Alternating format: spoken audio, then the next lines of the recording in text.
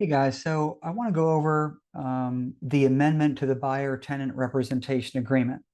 This is an amendment that's always existed, but as a result of the NAR settlement, there are some changes that I want to review. This can also apply to amending either the long form or short form.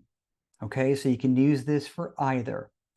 So let's just kind of go through what the options are on this amendment. It's just a one pager, and we'll go through a couple of examples of when you might do this. So the first line reads on or about, and I put in a date, the client and the broker entered into a buyer tenant rep agreement. So on July 15th, 2024, the agency relationship was created and we were off to the races. All right. However, a week or so later, on July 27th, there is a change that needs to be made. And so these are the options. So I kind of started this with a certain intent in mind, but let's go through everything that's available. So the options are either A, the market area has changed. So let's say that you agreed to show a person homes in two counties, but they, for whatever reason, wanted to go see homes in another county that wasn't represented there on that document. You would use this to change that. The date on this agreement ends on a certain date. So in my agreements, I usually put 6 months to give everyone time to find a home, close on a home. But let's say we wanted to end that either later than the original document said or sooner. Usually it's later. Usually this is used to extend the original agreement. Okay, option C. This applies to the short form.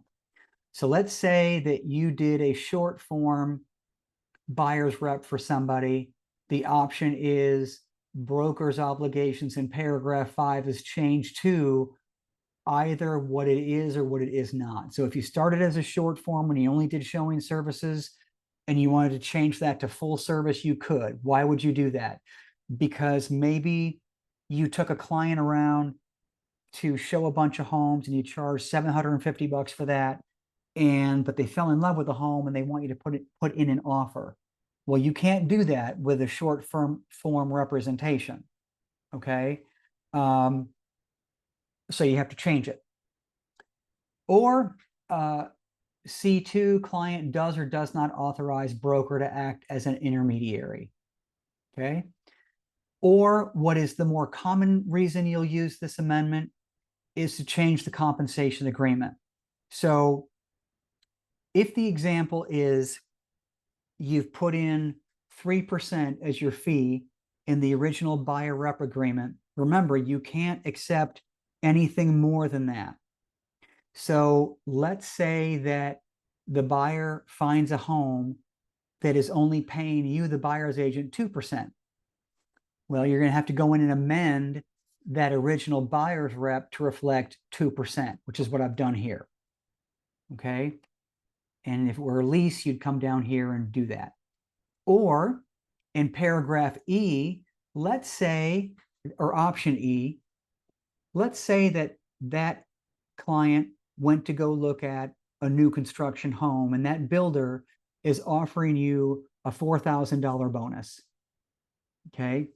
And let's say they were still offering 3%.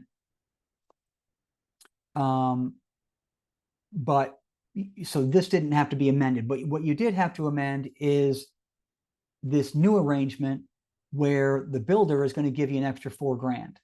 And so you have to put that in there and you have to get the sign off from your client in order to do that. Now, I can see where this might be a bit of an awkward conversation because the builder's already paying you 3%. They want to pay you more, and you have to get the buyer's okay to do that. So you could just ask them to sign it, no explanation. Another option might be You might split this with them because this is kind of found money. So let's say that you take 2 and they take 2, you know, and that can be written up. And if you want to do that, you'd come down here to paragraph G, which is just kind of this other option, and you would write that. So buyer agent agrees to split evenly the $4,000 bonus he will receive from builder. And I would put in who the builder is, right? So maybe it's D.R. Horton. I wouldn't just put builder, I'd put specifically. Because you've already put in the address. So let's say that they've seen 10 homes. Well, this one home is what this applies to, nothing else. So if this happens again at another address, let's say that this fell through, you'd have to do this all over again. Okay. So those are a handful of reasons you would use this amendment. The most common one is to adjust pay. And the 2 examples are, it either is going to go less than what the seller is willing to pay you or more. All right, you're going to get a bonus or other compensation. All right, so this sample will be on our website.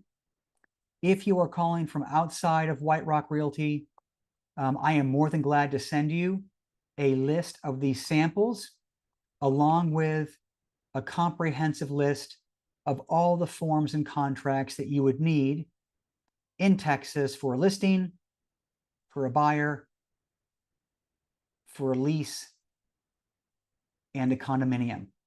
If you want those documents, here is my contact information. Feel free to reach out to me. I will send those to you right away.